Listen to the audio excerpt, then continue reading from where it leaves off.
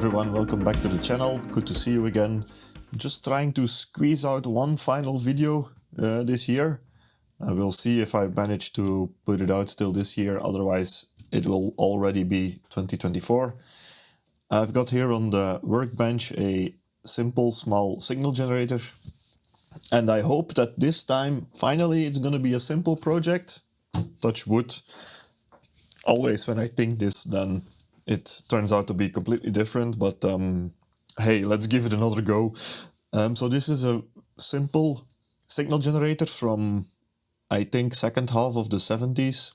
And this is a piece of equipment which is extremely common here in Belgium and also in the Netherlands, and probably in other European countries as well.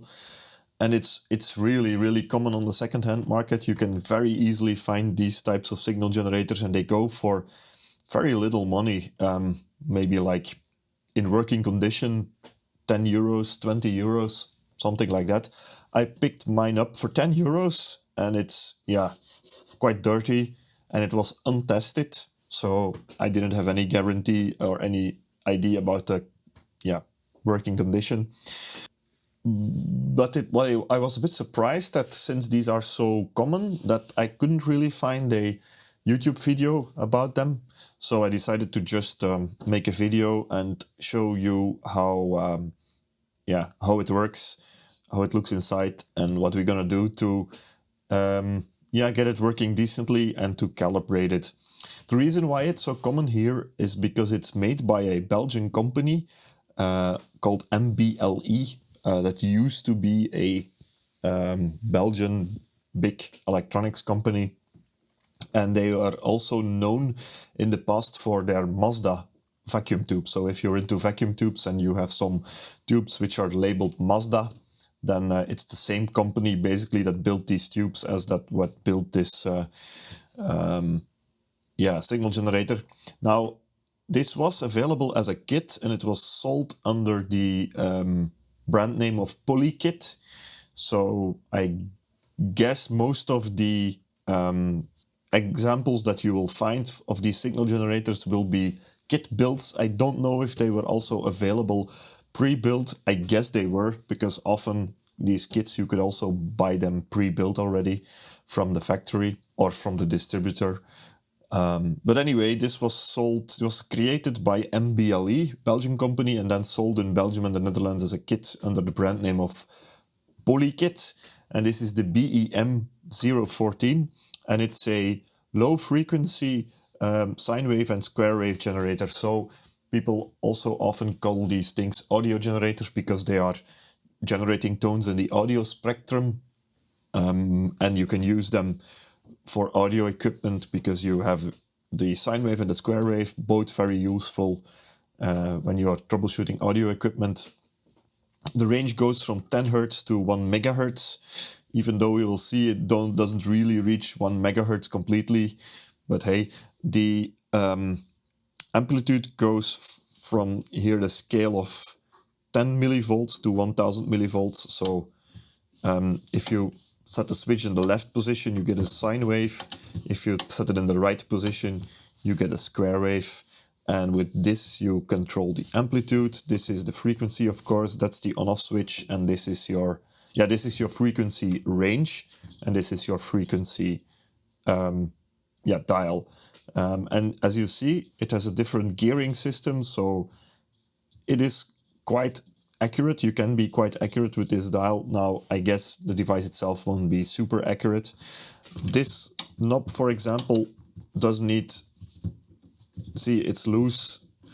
It will need cleaning because it's quite stiff. I think all the knobs need cleaning. The machine in general needs cleaning. On the back, we don't have anything except the power cord, a fuse holder, and what is this? I think this is the fuse. I don't know, I will have to check.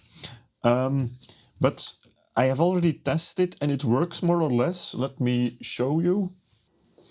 Okay, so the signal generator is plugged in and it's hooked up to the scope. And let's power it up. Oh, yeah, you see, we already have a square wave here, but it's still, see, it's stabilizing. It's all over the place. And it has stabilized. There is a lot of noise on there. I don't know if it is due to my lighting here, could be. Or if it is due to the signal generator itself. No, it is my bench lighting, which is causing a bit of interference. And some other equipment as well, probably. So don't pay attention to that. Let's check the sine wave. So this is the smaller amplitude. This is 0. Here we have the sine wave. That's not... Wait. It is quite decent, actually. And it is 3.6 kilohertz. I have it here on the 10 to 100 kilohertz range, and I have it here on the dial. It's reading 3.67, 3.8, 3.85. See, if I put it here on 4 kilohertz on the dial, I get 3.79 out. So it's not totally accurate, but it works, and it's great to have a working start. This meter here, that shows the amplitude. So if I increase here the amplitude to 1 volt, yeah, that's more or less 1 volt, I get here, wait, I get here 10 volts RMS. So probably I am doing something wrong here.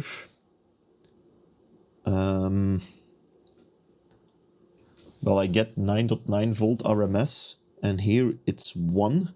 So that means that 1 on this dial is times 10, I guess. Let's put it on 100.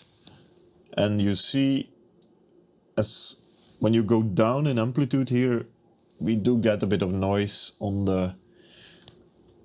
We do get a bit of noise here. Yeah. If you go to the 10 millivolt scale, yeah, then it gets almost not usable. Any case, I think it needs a bit of work. Let's check the other ranges. So if I go to the 0.1 to 1 megahertz range, let's put it on a strong signal so that we can that we don't have too much noise here. Okay, I now have 42 kilohertz, and on the dial here it's reading 43. Wait, is this? No, I'm not. See, the knob now says, but it's 0.1 to 1 megahertz, but it's actually not correct, because I think this will be the highest scale. See, yeah, the knob is misaligned. Now it says 677 kilohertz. If I put it here on 7, I get 683. If I put it on 8, I get 676. And see, it doesn't go higher than this. And the maximum I get out is 802 kilohertz. Now it would be nice to have it go all the way up to 1 megahertz, but I'm not sure if that'll be possible. If I go all the way down,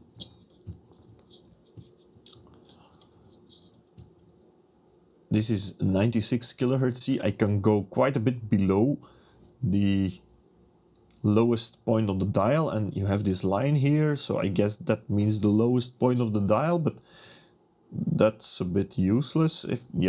Anyway, I think it needs a bit of work. It's fully working, but it's not that accurate, and we do have quite a bit of noise on the lower amplitude ranges.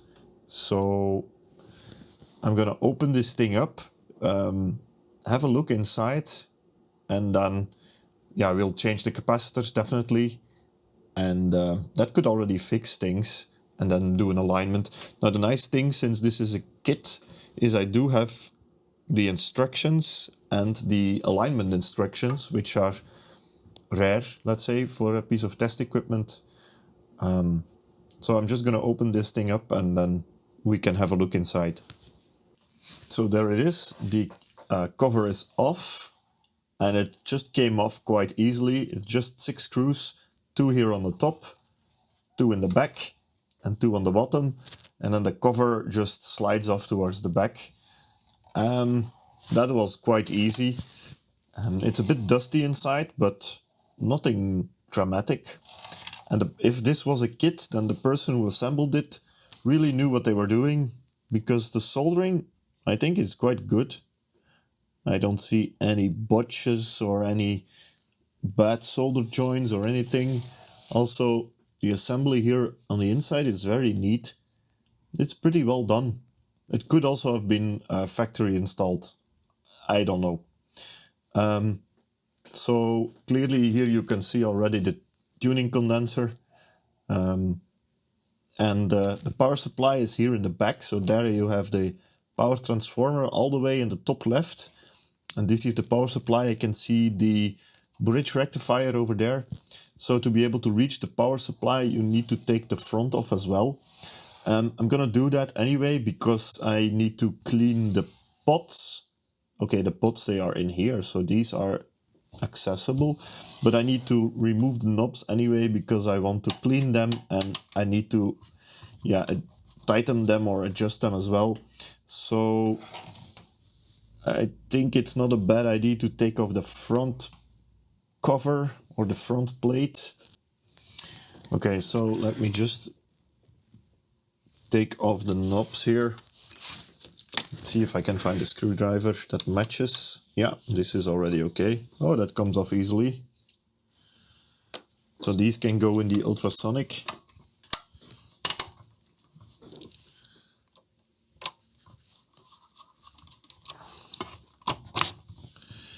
Yeah, this one, see, that's completely, that was slipping.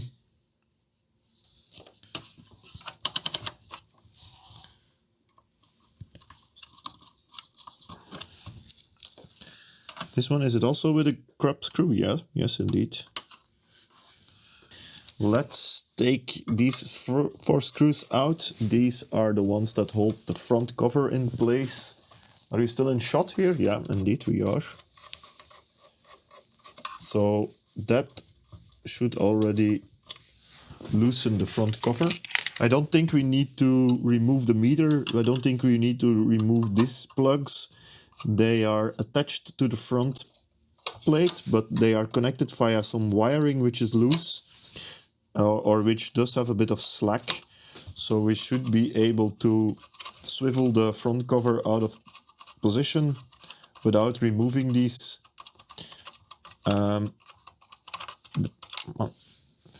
These screws are rather long, but okay.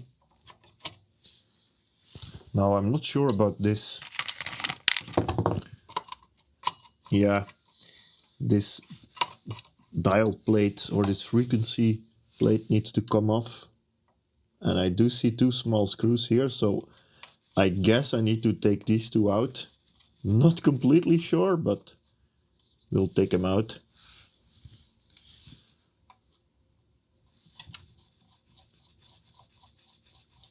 Yeah, it's coming off. Let me put these tiny screws aside here that I don't lose them. Does it come off now? Yeah. Okay. Look at that. It's coming off just like that. Perfectly. And indeed, like I hoped, it's swiveling open. Yeah. Nice.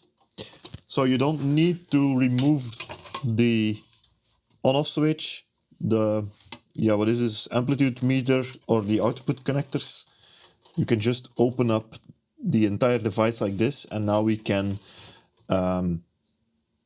access the power supply. But hey, look at this here on the transformer. It's actually marked MBLE, which is the company that made this product, and there is nowhere else on the entire device this name of MBLE is mentioned on the outside. So yeah, cool. I think first thing to do is check these caps and see if the power supply is okay. So the power supply has been rebuilt, and that was really necessary. So I swapped 4 capacitors. On the schematic, they are 4 times 1000 microfarad, and that's these guys over here. See, those are simply filter capacitors. So you have on each side of the rectified voltage, you have 1000 microfarad, a dropping resistor, and again 1000 microfarad, and that creates a positive and negative voltage. So you should have plus 15 and minus 15 volts. So 2 of those caps are over here, and the other 2, they are mounted on the board all the way in there. They were really difficult to get to, so you had one sitting over there and one sitting over there. These were difficult to get to, but getting the board out is even more difficult because you then need to detach the tuning condenser, and I don't want to do that. In any case, those were the only difficult electrolytics to reach, so those should be fine now. They were all replaced by 1000 microfarad at 25 volts. The ones in here were originally 15, or 16. Now I'll show you, they really did need to be replaced. They all went quite high. So these 2, the fat ones, are the ones that were here. And let me show you.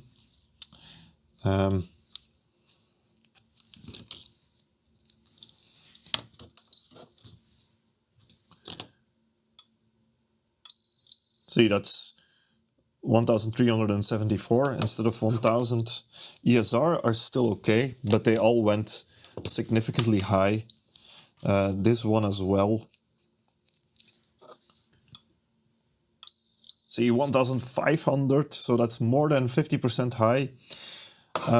So yeah, they definitely needed to go. These ones, one of the 2 was still relatively okay, but the other one was also 30% high. See, this one was the closest, but still 15% off. And see, these were a bit smaller. That were the ones that were on the PCB, 1000 microfarad, 16 volts. But this guy, the other one, was also quite... But why is my clip not attaching? Come on. Yeah, see, also more or less 20% off. So these were definitely out of tolerance, so they had to go. Now, I plugged it in just to check if I didn't break anything, and it still should be okay. So we should have plus 15 and minus 15, so here that's the minus, I guess. I'm measuring ohms. Way to go. See, minus 13, and I have 234 volts going in, so that's slightly low. I don't really know why. And here, that should be the other side, and that's 14.5. So instead of plus 15 and minus 15, we have plus 14.6 and minus 13. Yeah, it's weird that they say that they should be plus and minus 15, because I don't know if you can read this on the schematic. Let me bring it a bit closer. See that you have here on one side you have a 47 ohm resistor, and the other side you have a 100 ohm resistor. So yeah, I think it's normal that the negative side is a bit lower than the positive side. So I don't understand why they say plus and minus 15, but okay, I think this is fine. I don't think there is anything else here that we can change.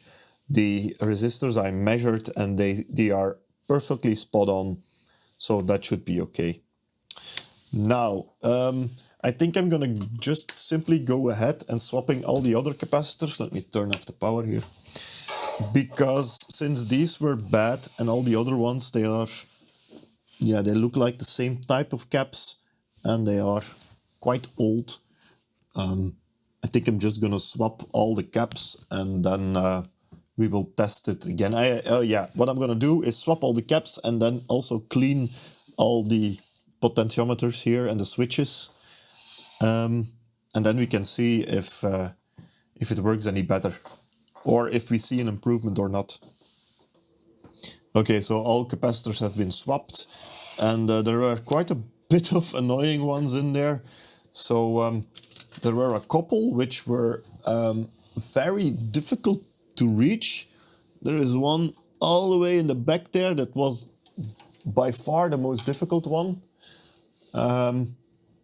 There here in the back as well. There was one, there one. These were really difficult to reach, and I really didn't want to take the board out because then you need to take everything out, because you see these switches, they are connected via very short wires to the PCB, and same for the tuning.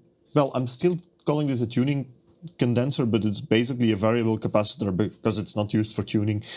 But okay, the variable capacitor. So I would need to detach everything here, and I wanted to avoid that, so I just had to fiddle in in the back to change the capacitors.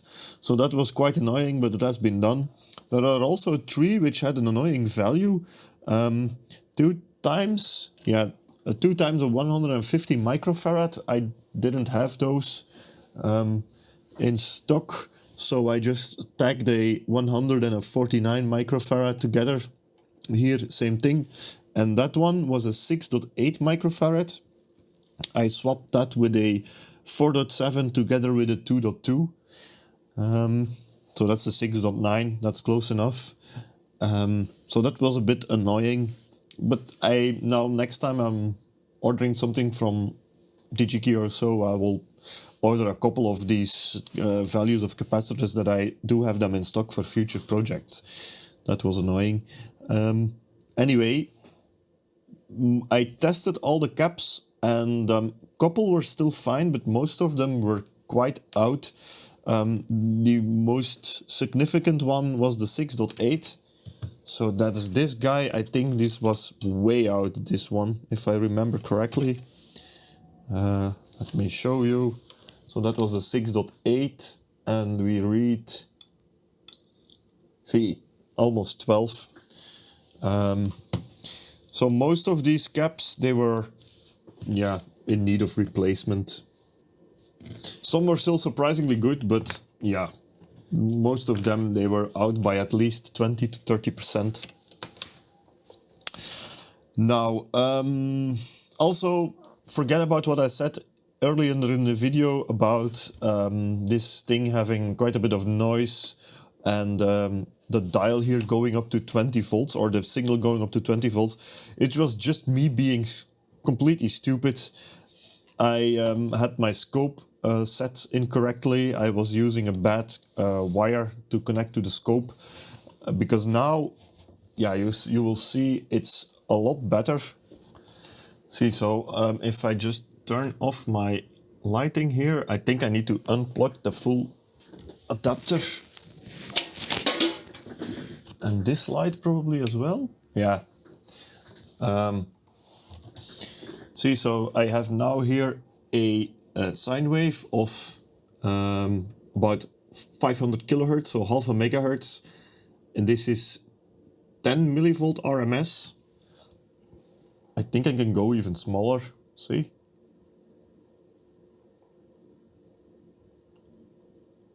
That's 5 millivolt RMS right now. And the signal is still pretty clean for this frequency and this amplitude. This is not too bad at all. Now it will probably be slightly off. We already saw that it was a bit off from the scale, and also now because I changed some capacitors. But this is looking actually pretty good. The square wave is a bit different. Yeah, for the square wave you cannot adjust the amplitude, so you have a fixed amplitude, 3 fixed amplitudes. And there, you can still see it on the screen. For high frequencies like this here, you do have a bit of overshoot and undershoot. It's not a perfect square wave, but I think it's still okay for a frequency of 500 kilohertz. Okay, so now let me go ahead and clean everything up here, because it does still need lots of cleaning. And then I can put everything back together. Well, put the front plate back together, put the knobs back on, and then we can have a look at the alignment. Okay, alignment. If you're hearing some noise in the background, it's the rain on the roof again. It's fantastic weather here. Oh, forgot to turn on my Christmas tree. Very essential if you're doing an alignment.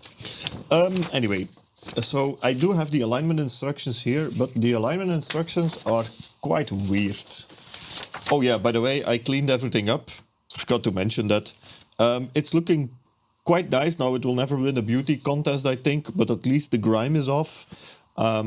Here there was a lot of dirt on there, and well, taking that off, I took also off a bit of the paint. Apparently this thing was painted gray or metallic or silver color. So now you see here the bare aluminium through. But yeah, it's much better than it was. As I said, it'll never win a beauty contest, but at least it's presentable now. I also greased the switches. Well, not just the contacts itself, but the mechanical part of the switches. They work much better now. The knobs were also cleaned. The switches themselves, the contacts were cleaned. The potentiometer is cleaned as well. So that is looking good. Okay, now the alignment. Now, as I said, I have the alignment instructions and they are quite weird. The reason why they are weird is because they assume that you don't know or that you don't have any test equipment. They only assume that you have a voltmeter. Which makes sense because you're building your test equipment, right? So they cannot assume that you have a counter or an oscilloscope or anything.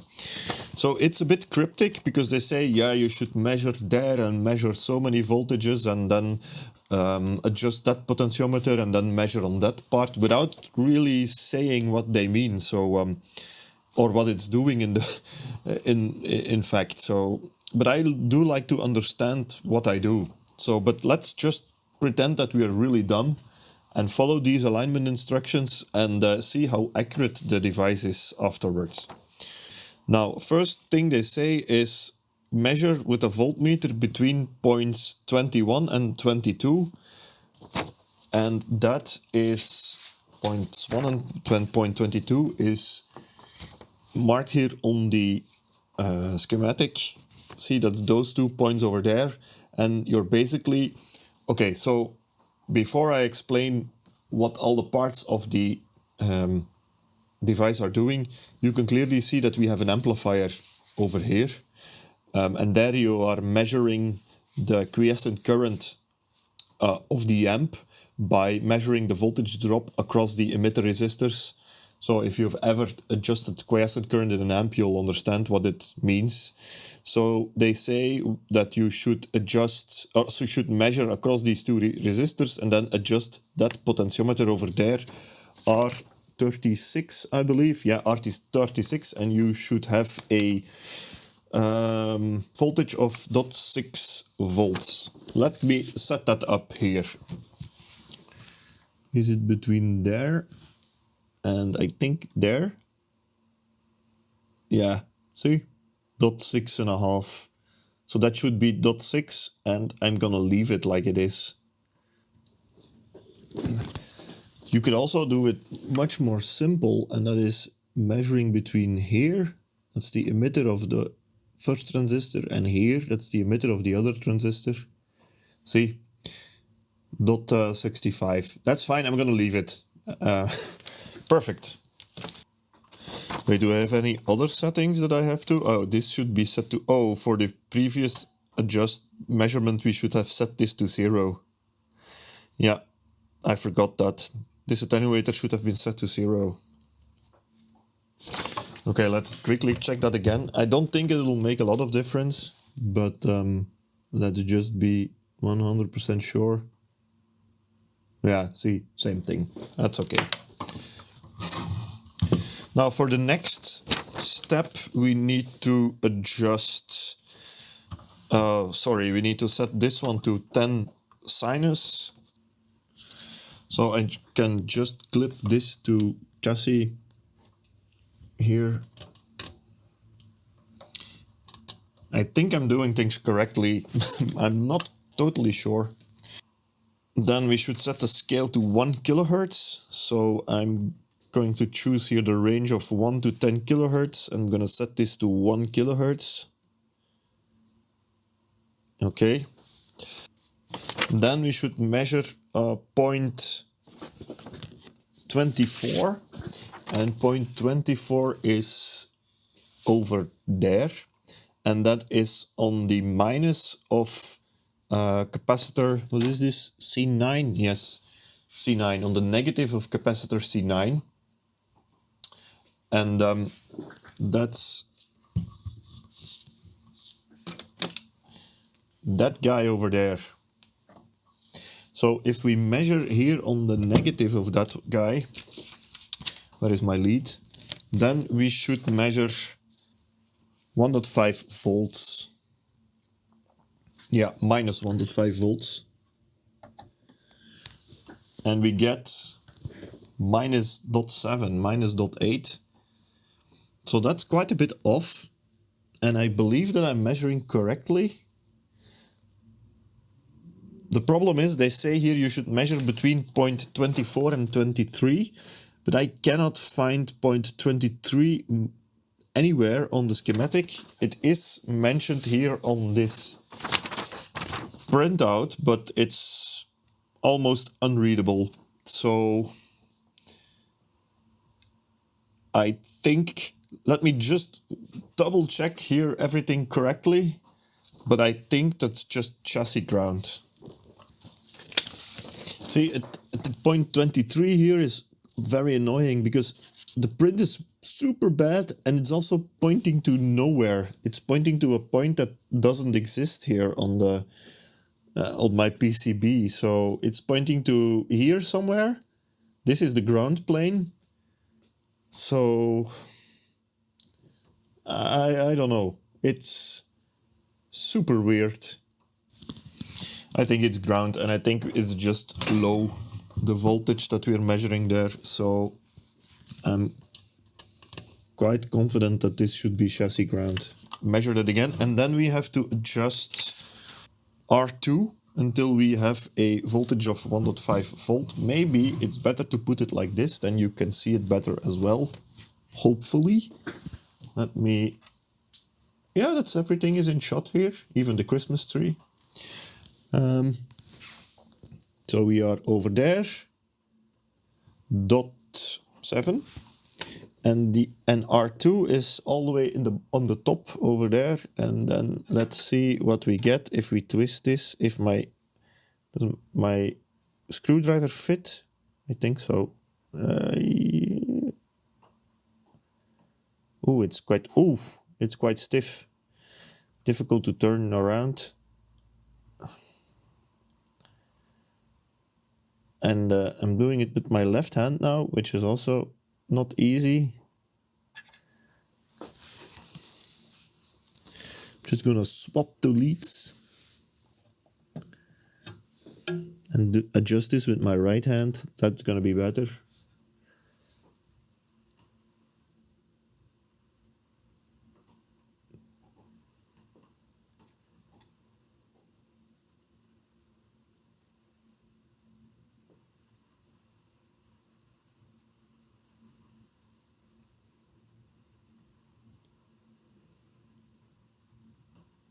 It's a difficult one to adjust. Really difficult. But we're getting closer here.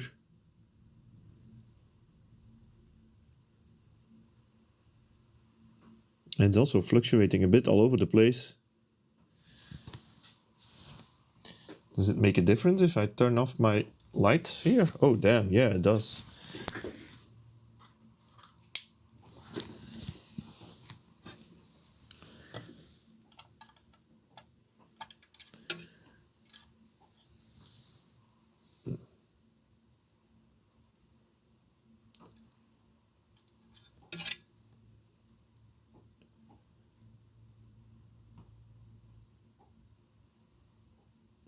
I think that's close enough.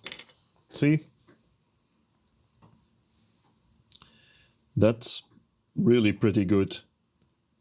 Yeah, that's good. Okay, that one is done. I'm sorry for the lighting, but I'm just going to do the rest of the alignment here without the lights turned on, because there might be a bit of interference here. Then, next, now we have to put the attenuator in position 1000 square wave. Keep this at 1 kilohertz. Yeah. And now we have to put a 180 ohm resistor across the output leads here and set this dial to 2. But it's perfectly set to 2. And just to be 100% sure, I'm just gonna do what they say. And let me just get a 180 ohm resistor. Okay, so 180 ohms across the output, like that. And see, this is perfectly spot on a 2. But if it wasn't, then we should adjust R28. That's that guy over there in the corner. Don't know if you can see it. That guy over there in the corner should be adjusted to read perfectly on 2 here. Hey, yeah, I can, just for fun, I can adjust it slightly because it's a bit below, but only like maybe a quarter of a millimeter below, and it's not doing anything. Ah, no, I was not in the potentiometer. Yeah, see, I don't know if you can see it. Let me put you a bit closer. So again, I'm adjusting R22 here, and yeah, you can clearly see the meter. I'm going to put it exactly on 2. Yeah, it moved a bit when I pulled out my screwdriver.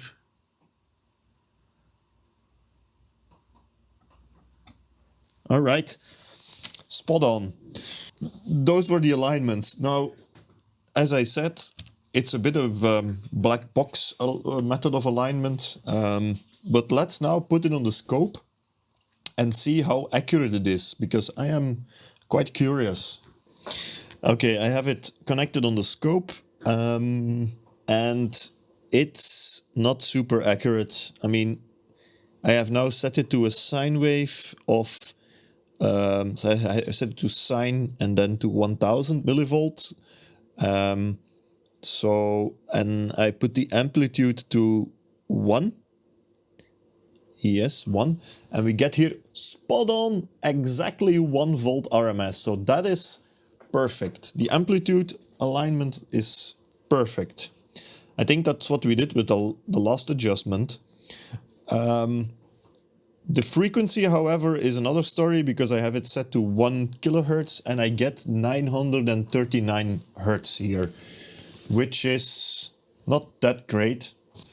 So I've only had a quick look at this schematic, but I'm just going to give you a very high level heads up on what parts of the diagram do what, because that way, if you have a similar device which has a fault, then you can quickly start searching where you need. You can quickly hunt down the fault without having to decipher everything in the schematic here. So here on the left, we have the power supply. We've already seen that. Here on the top, those are the switches, or those is the switch that selects the frequency ranges. So that's this guy. So yeah, here we have the oscillator. This is basically the entire oscillator circuit, and it's using a FET. I see this BFW61, I think that's a FET. So this is your sine wave oscillator, and yeah, you're basically, here is the variable capacitor, and here are your resistors. So you have your RC circuit over here, and then that's your oscillator. And then here on the top part, we already had the amplifier. That was this little part here. And then this part is a Schmidt trigger. And that's basically a piece of circuit that converts a sine wave into a square wave. So this is only in circuit when you set the scale here to, or the when you select a square wave, if this selector is on the left side, then this part is out of circuit. So your signal comes out over here and goes then depending on the position of the switch. So these 4 switches here, that's this guy. So if you turn that knob, then all these 4 switches, they switch simultaneously. So your signal goes like this, and then depending on the position, it either goes like that through the attenuator control. Oh yeah, this is the output amplitude control, and the output amplitude control is only active on the sine wave, so not if you select a square wave. So if you select sine wave, so if this selector is here on the left somewhere, your signal goes like this through this potentiometer, like that, and then it goes via this switch here directly into the amplifier, and then it goes here to the attenuator part. That's the 3rd section of this switch. So in there you have just a network of resistors that attenuates the signal based on what position you choose, 10, 100 or 1000 millivolt. So the amplifier always outputs the maximum signal, and then here the signal is attenuated based on which position you selected, right? Now, if you selected one of the square wave options, then the signal comes out over here. So it doesn't go through this resistor, so you cannot change the amplitude. If you select a square wave, you have 3 fixed amplitudes. It goes like this, and it goes here through the Schmidt trigger circuit, then passes via this switch, goes to the amplifier, and then to your attenuator. That's my voltmeter beeping that I haven't been using it for too long. So you have your oscillator, power supply, Schmidt trigger, amplifier, and your attenuator. Now, what have we adjusted? First thing that we adjusted was here the quiescent current of the amplifier with this potentiometer. Then the second thing was the oscillator, which we adjusted with that guy over there, that's R2. Remember when I had to have the minus 1.5 volts here on this point over there, we adjusted the oscillator. So I guess this adjusts the frequency.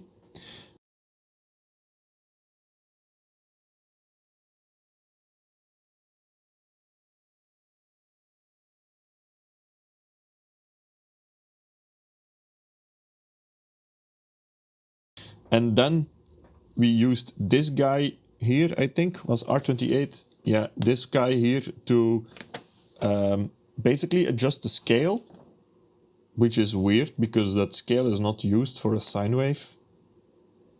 That's interesting. Okay, so I think I'm done with this. I found out that there is no way to adjust the frequency. You could change the dial, but it doesn't track the same everywhere along the dial. It's also different depending on the different bands, let's say, that you select. So changing the dial here doesn't really solve the issue. The only thing that you could do is change here, start changing resistors and capacitors, but that's gonna be very fiddly. I found that the frequency of the oscillator is determined by this fixed value of resistors here. These are all 1% resistors, and I checked them. They were all fine, within 1%, except I believe the 300K range. That one was a bit out, that measured 310. So that's a bit out. But okay, you could start changing it to resistors that are exactly spot on 300K, but it'll still probably won't make the dial super accurate. So yeah, this device, it wasn't really built for accuracy on the frequency domain. Now, in most applications that you're going to use this for is for testing audio equipment, and there you're not really going to need this high accuracy on the frequency. If you want it anyway, then you can simply hook it up to a frequency counter, and most or a lot of simple multimeters these days have this built in. So this is my multimeter. It's not an expensive model at all. I think it cost me, I think 30 euros or something like that. If you set it to hertz, then you can measure frequency perfectly fine. Do keep in mind that these multimeter, this one in particular, needs a voltage level of, let's say, at least half a volt RMS to be able to actually measure the frequency. So I can show you that. So if I turn on the device, then we just let it stabilize for a sec. And I'm now on the 1 to 10 kilohertz range, so I should be here around, yeah, I set it to 1 kilohertz earlier, I think. But see, I'm now can accurately determine the actual frequency that I am outputting here on this device. So if I want to have it exactly on 5 kilohertz, then I can really set it to exactly 5 kilohertz now. And then you see that the dial here is not completely correct. But with a simple multimeter, you can do this. Now, let's say if I want to have 1.5 volt RMS output, then I can use this dial here to set it to 1.5 volt. I think that's more or less spot on. And let's see what the multimeter measures if I put it to AC voltage. I think it's because the frequency is probably too high for the multimeter. If I go to 1 kilohertz, yeah, see, above a certain frequency, it's not, yeah, the AC reading of the multimeter is not correct. So if I go to, oh, this is even higher. Yeah, see, the lower I go, and then the better it is. And then you see indeed that the reading here of this dial is correct. So you can rely on that one, but not on this one. Also, if you decrease the, let's go back to frequency. If you, now I'm at 235 hertz. If I decrease the amplitude, then you see that it just drops out because the amplitude is too low to count the frequency. So if you want to use it that way, be sure that you do it on the highest setting, highest amplitude setting, and then, yeah, to set your frequency exactly spot on, and then you can decrease the amplitude afterwards. I think that's about it for this video. It was just a short intermezzo video. I hope you still enjoyed it anyway. Not sure yet what I'm gonna do with this signal generator. I might put it on the bench as a backup, or I might sell it off or give it away to someone. I don't know yet. But I do think it's a pretty okay piece of equipment. It is hobby grade, obviously, but yeah, it deserved a YouTube video because it's a Belgian-made piece of equipment, and it's a bit of Belgian electronics history. So anyway, I'd like to thank you for watching, and I hope I'll see you in the next video. Take care. Bye bye.